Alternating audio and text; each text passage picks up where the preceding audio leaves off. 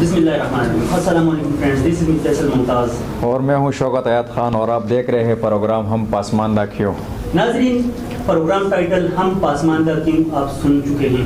اب اس سے صاف ظاہر ہوتا ہے ہمارا موقف کہ ہم اپنی پسماندگی پر بات کرنے والے ہیں. آج کے ہمارے گیسٹ ہیں نعیم شاہین صاحب, جو کسی تعارف کے محتاج نہیں, تحریک انقلاب پولیٹیکل موومنٹ کے بانی ہیں, اور ہم ان سے چند سوالات پوچھیں گے, نظر ثانی کریں گے, کیونکہ تحصیل علیہ ضلع بڑگرام کا تحصیل ہے اور نہایت ہی خوبصورت علاقہ ہے. بلند و بالا پہاڑوں کی چوٹیوں کے دامن میں خوبصورت وادی ہے, مگر بدقسمتی سے یہ وادی سیاحوں کی نظروں سے اجل ہے. سر, سب سے پہلے تو میرا سوال آپ سے یہ ہے کہ تحصیل علیہ پسماندہ کیوں ہے آپ کی نظر کے مطابق؟ بسم اللہ الرحمن الرحیم. بہت بہت شکریہ. آپ سب کو پتہ ہے کہ صرف تحصیل علیہ نہیں بلکہ ضلع بڑگرام پسماندہ ہے, اور اس کا مطلب یہ نہیں ہے کہ یہاں کی قوم پسماندہ ہے یا ہم ذہنی طور پہ یہاں پہ بستی ہے. یہاں پہ اس طرح ہے کہ آپ نے دیکھا ہوگا کہ پورے پاکستان میں جتنے بڑے علماء ہیں ان میں بڑگرام اور خاص کر علیہ کا نام ہوگا. پاکستان کے ڈاکٹرز میں سے علیہ, تحصیل علیہ کی مٹی سے آپ سب کو پتہ ہے ڈاکٹر عبدالوہاب صاحب, عزیز الرحمان صاحب, وہ ایک نام رکھتے ہیں. بحیثیت قوم ہم پسماندہ نہیں ہیں, اور ہمارا جو علاقہ ہے قدرتی طور پر وہ قدرتی وسائل سے مالا مال ہے. جنگلات ہمارے پاس ہیں, پانی ہمارے ساتھ بے تحاشا ہے, ٹورزم کے لیے اسپاٹس بہترین جگہ, دنیا کی خوبصورت ترین جگہوں میں سے ہے. زراعت پہ وہاں پہ بہت زیادہ پوٹینشیل ہے. ایسی مٹی ہے کہ اگر پرندہ کوئی گن بھی کرے اس میں وہ اگر بیچ جائے تو وہاں سے بھی کچھ بھی اگ سکتا ہے.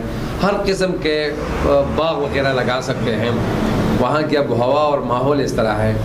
مطلب یہ ہے کہ ہر لحاظ سے اللہ تعالیٰ نے ہمیں قدرتی وسائل سے مالا مال کیا ہے, لیکن بدقسمتی سے جہاں پہ نوابزم خانزم ہوتا ہے وہ اپنے سسٹم کو مینٹین رکھنے کے لیے ظلم بھی کرتے ہیں, قتل بھی کرتے ہیں, ڈاکوں کو بھی سپورٹ کرتے ہیں, کرپٹ آفیسرز کو بھی سپورٹ کرتے ہیں. تمام اداروں میں یہ لوگ مداخلت کرتے ہیں تاکہ ان کا نظام بچایا جا سکے. لیکن آپ کے کہنے کا مطلب ہے خان اعظم بڑگرام یا تحصیل علیہ کا قصوروار نہیں ہے, بنیادی وجہ خان اعظم ہے. دیکھیے آپ دیکھیں نا, خان اعظم اس لیے ہے کہ ایک تو خان اعظم نے سارے وسائل پہ قبضہ کیا ہوا ہے, آپ سب کو پتہ ہے. سیاست پہ ان کا قبضہ ہے, CNW ٹھیکیداری پہ ان کا قبضہ ہے, تمام سیاسی پارٹیوں پہ ان کا قبضہ ہے. ان کا کسی چیز پہ قبضہ نہیں ہے. تمام اداروں میں یہ لوگ مداخلت کرتے ہیں تو کیسے کریں گے ترقی؟ مطلب شاہین صاحب آپ کا مطلب یہ ہوا کہ بڑگرام کی پسماندگی کا ذمہ دار جو ہے وہ قوانین بڑگرام ہے, خان اعظم ہے, اور چاہے وہ بڑگرام میں ہو یا علیہ میں ہو. تو شاہین صاحب ہم آپ سے یہ پوچھنا چاہیں گے, یہاں پر آپ بھی ابھی بڑگرام کی سیاست میں ایک نام رکھتے ہیں اپنا, تو آپ کے پاس کون سا ایسا لاجک ہے یا کون سا ایسا طریقہ کار ہے جس سے بڑگرام کی پسماندگی دور ہو جائے گی؟ دیکھیے, بڑگرام کا مین مسئلہ تو یہ ہے کہ ان لوگوں سے سیاسی اجارتداری ان کی ختم کی جائے. تو پھر اگر کوئی ممبر آتا ہے یا میں آتا ہوں تو مجھے پتہ ہے نا کہ میرے حلقے میں کتنے قدرتی وسائل ہیں جو میں اپنے عوام کے فائدے میں لا سکتا ہوں. مجھے تو ایسا معلوم ہے جیسے میں اپنے ہاتھ میں سارا اپنا حلقہ رکھتا ہوں. پہلے تو اس کو دیکھتے ہیں کہ یہاں سے کیا ہو سکتا ہے. ساری چیزیں کے لیے فنڈ کی ضرورت بھی نہیں ہوتی, کچھ چیزیں ادھر سے ہوگی. پھر میرے لوگوں کے مسائل کیا ہے, بنیادی مسئلہ جو ہے وہ نوجوانوں کے روزگار کا ہے. آپ کو پتہ ہے یہ کوئٹہ میں 45,000 اہل وہاں پہ مزدوری کرتے ہیں, گدن میں 14-15,000 ہے, کراچی میں ہزاروں میں ہیں, مانسے ہر جگہ پہ, لاہور, سیالکوٹ, بنیر, جدھر بھی آپ جائیں وہاں پہ ہمارے نوجوان محنت مزدوری کرتے ہیں. شاہین صاحب, جیسے آپ نے کہا کہ ہم ذاتی طور پر ہمارا عوام جو ہے وہ ذہنی پسماندہ نہیں ہے لیکن پسماندہ رکھا گیا ہے, تو یہاں پر میں یہ کہنا چاہوں گا تقریباً 71 سے اب تک 50 سال ہو چکے ہیں علیہ جو ہے ریاست کے ساتھ ہے, ریاست پاکستان کے ساتھ ہے. تو یہ تو جمہوری سسٹم ہے, تو اب تک لوگ باوجود لوگوں کو پتہ ہے کہ تعلیمی سے سہولت نہیں ہے, صحت کا سہولت نہیں ہے, روڈوں کا سہولت نہیں ہے, ہم MNA اور MPA آگے بھیجتے ہیں لیکن کسی قسم کا فیسلٹیز ہمارے لیے یہاں پر انہوں نے نہیں میسر کی. تو باوجود اس کے مقامی لوگ کیوں ان لوگوں کو منتخب کرتے ہیں؟ مقامی لوگوں نے کئی بار کوشش کی ہے. مفتی مولانا عبدالحکیم صاحب بھی آئے, فقیر محمد خان بھی آئے, علمزیب خان کو بھی موقع ملا. یہ ایک الگ ٹاپک ہے. لوگوں نے کیوں نہیں کی, جس نے کوشش کی اس کو دبایا گیا, اور جن کے ساتھ قوم نے ہمیشہ ساتھ دیا ہے. قوم نے کس کا ساتھ دیا ہے؟ آپ کی تقی محمد خان کا ساتھ دیا ہے, علمزیب خان کا ساتھ دیا ہے, مولانا عبدالحکیم صاحب کا ساتھ دیا ہے, مولانا مظفر الدین کا ساتھ دیا ہے, آج میرا ساتھ بھی دے رہے ہیں. کل کو اگر میں الیکشن جیت اور پشاور میں بیٹھ جاؤں, الیکشن کے بعد میں یہاں سے شاہین صاحب یہاں پر میں ایک بات کہنا چاہوں گا. آپ نے علمزیب خان کا نام لیا اور آپ کا سیاست جو ہے وہ تو اینٹی خانزم ہے, تو یہاں پر کیسے آپ نے یہ کہا کہ علمزیب خان کا ساتھ دیا ہے قوم نے؟ کیا بیاری قوانین, تیلوس قوانین اور علمزیب خان میں کوئی فرق ہے؟ کوئی فرق نہیں ہے. یہ میں اس لیے کہہ رہا ہوں کہ آپ نے سوال کہا کہ آخر لوگ کیوں کسی اور کو نہیں چنتے, تو میں نے کہا لوگ نے تو چننے ہم نے تو اقوام میں کہا, ہم نے تو اقوام میں نہیں, اقوام میں اور کسی نے جرت نہیں کی, تو ویسے تو مطلب آپ کو کس طرح سپورٹ کرے جب. لیکن جب دو ہو, دو میں بھی کم ظالم بڑے ظالم کے لیے لوگ تمیز کرتے ہیں نا. لوگوں نے تو کی ہے کوشش اور آپ بھی کر رہے ہیں الحمدللہ. اچھا ٹورزم پر آتے ہیں, کیونکہ ہمارا پیج جو ہے, ہمارا جو پلیٹ فارم ہے وہ ٹورزم کے لیے کام کرتا ہے. سر, گلے میدان علی ویلی کا سب سے مشہور فیمس ٹورسٹ اسپاٹ ہے, دنیا بھر سے سیاح وہاں پر آتے ہیں. وہاں پر کے پی گورنمنٹ نے شیلٹر ہومز قائم کیے ہیں, مگر اب تک وہ آفیشلی لوگوں کے لیے مہیا نہیں ہے. دیکھیں, سب سے پہلے تھوڑا سا اس کے بیک گراؤنڈ میں جائیں. سب سے پہلے لفظ سیاحت جب ہم پیٹھائی میں تھے, عمران خان نے انٹروڈیوس کیا, اس علاقے میں نے کیا. بٹاگرام میں 2018 میں میرا جو الیکشن کا وہ 20 نکاتی ایجنڈا تھا, اس میں اس کے لیے ایک لائن تھی کہ اس کے لیے ہم لائحہ عمل بنائیں گے. پہلے تو ان خواتین کو پتہ ہی نہیں ہے کہ ٹورسٹ کیا ہوتا ہے.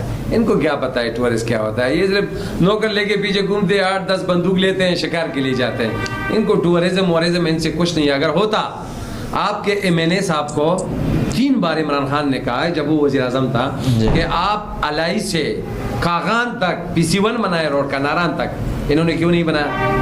حالانکہ اگر چھوڑ کو روڈ بن جاتی تو الائی, اقوامی الائی کے جو کوہستان کے ساتھ مسئلہ ہے, اس میں بھی کافی حد تک جو ہے مدد مل جاتی لوگوں کی. جہاں پر مطلب وہاں پہ لوگوں کی زمینیں, وہاں پہ اگر ایک ریسٹ ہاؤس بن جاتا کاغان ناران کا, آپ کو پتہ ہے آپ لوگ کافی عرصے سے ٹورزم پہ کام کر رہے ہیں. یہ لوگ چاہتے نہیں ہیں کہ یہاں پہ. اب جو گلے میدان میں جو وہ بنے ہیں, ان کی اس پہ ابھی تک ٹینڈر نہیں ہوا, تو یہ کس کی غلطی ہے؟ جو منتخب نمائندے ان کی ہے نا. ہونا تو یہ چاہیے تھا کہ وہاں پہ اس کے ٹینڈر ہو جاتے, ٹکٹار کو مل جاتا, وہاں پہ پولیس سیکورٹی سارا نظام ہوتا, اور برف میں لوگ جا کے وہاں پہ انجوائے کرتے ہیں. اور لوگ جاتے ہیں, جانے کی کوشش کرتے ہیں, لیکن بدقسمتی سے وہ روڈ اس طرح ہے کہ ایک آدمی ایک دفعہ جائے تو اگلی دفعہ یہ روڈ کی وجہ سے وہ وہاں پہ نہیں جاتا. تو یہ ان لوگوں کی نااہلی ہے, لیکن انشاءاللہ وقت آئے گا. خاپیرو, سکئی, گلے میں بہت, یہ راشن کے ساتھ ایک سلائیڈنگ ایریا ہے اسکیئنگ کے لیے. اتنا خوبصورت, اور ایسے 2.5 کلومیٹر پہ موئی آپ کے سوئٹزرلینڈ اور فرانس کے پاس بھی نہیں ہے, لیکن وہاں پہ کون کرے گا؟ حالانکہ ان کے لیے آپ کو ترکی وغیرہ کئی ممالک ایسے ہیں جو ایسی جگہوں پہ وہ کرتے ہیں, انویسٹمنٹ کرتے ہیں. ابھی ہمارے ساتھ کانٹیکٹ کیا یہ لیفٹ والوں نے, چائنیز کی ایک کمپنی ہے, لیکن ہم تب تک کچھ کرتے اس لیے نہیں ہے کیونکہ انتظامیہ ایم پی اے کے مانتے ہیں, اور ایم پی اے ان کو کہیں گے کہ روڈ اٹکاؤ. تو جو چیز, ایسی چیز ہم شروع نہیں کرنا چاہتے کہ جو مطلب بیچ میں وہ رک جائے. بالکل شاہین صاحب, ایک مرتبہ فیصل ممتاز بھائی تھے, میں تھا, 2-3 دوست اور تھے, 6-7 فٹ کی برف باری تھی, اور ہم نے گلے میدان کا پروگرام کیا.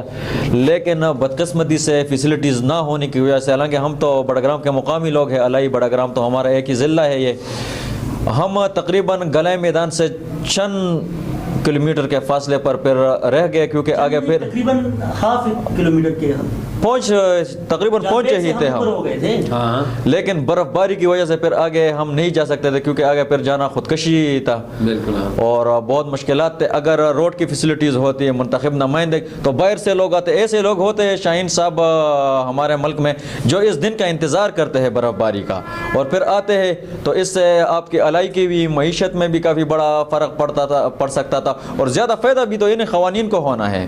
لیکن پتہ نہیں کہ کیوں یہ لوگ اس طرف دھیان نہیں, کیونکہ زمینیں تو ان ہی کے ہیں. یہ بنی اسرائیل کی الواد ہے, یہ اپنا دوسرے کے گدے کو ذبح کرنے کے لیے اپنا گھوڑا ذبح کرتے ہیں. زمینیں ان کی ہے, اگر یہ بڑے بڑے ہوٹل بنائے تو ان کو چوری کرنے کی کیا ضرورت پڑے گی؟ اچھا, یہ روڈوں میں چھوٹے چھوٹے اسکیموں میں. شاہین صاحب, میں ایک اور سوال آپ سے پوچھنا چاہوں گا.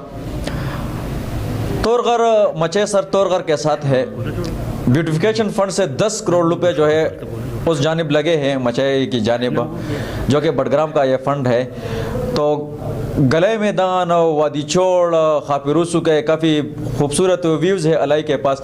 आप मुझे ये बताएं कि ब्यूटिफिकेशन फंड से तकरीबन ये 85-80 करोड़ रुपए थे, अलाई में क्या काम हुआ है? देखिए, पूरी कौम को ये पता होना चाहिए कि बडग्राम की तारीख में ब्यूटिफिकेशन फंड जितना ह्यूज अमाउंट बडग्राम में नहीं आया जी। 1 अरब 20 करोड़ थे ना? नहीं, तकरीबन 85-80 करोड़ तक थे। 70 करोड़ एक थे और 30 करोड़ दूसरे थे। 1 अरब रुपए। 1 अरब से ऊपर थे जी। 1 अरब पे क्या नहीं हो सकता था? अगर आप बडग्राम के, जिस तरह हम सुनते थे कि अंडरग्राउंड बिजली होगी बडग्राम शहर में, और ये नदी नालों का ये स्ट्रीट लाइट का जो हो गया, निज़ाम था, वो ये ठीक करेंगे ताकि ये नहर का पानी साफ रहे, और ऊपर अलाई में भी चंद जगह थी। अगर ये लोग बैठ जाते और बैठ कर डिस्कस करते हैं कि हम कहाँ पे ज़्यादा पैसे लगाएं जहाँ से इस ज़िले की आमदनी बढ़ती हो, या तहसीलों की आमदनी जहाँ से बढ़े, तो इसमें बहुत सारे काम हो सकते थे। मतलब ये अगर 50-50 करोड़ भी खर्च होते ना, तो अभी हमारी पहुँच नारायण तक हो जाती। बिल्कुल। लेकिन बदकिस्मती से बडग्राम का एमपी है, अलाई का एमपी है, ये तो पहले से ठेकेदार है सारे, और ये बडग्राम पे ठेकेदारों का कब्जा है। अब तो खानों से बात चली गई है, अब तो ठेकेदारों से जांच छुड़ाना जरूरी हो गया है। ऊपर उन लोगों ने भी रोशन खान कंस्ट्रक्शन कंपनी बनाई, नीचे वुडकी खान ने अनवर सादात की क्या उस नाम से बनाई।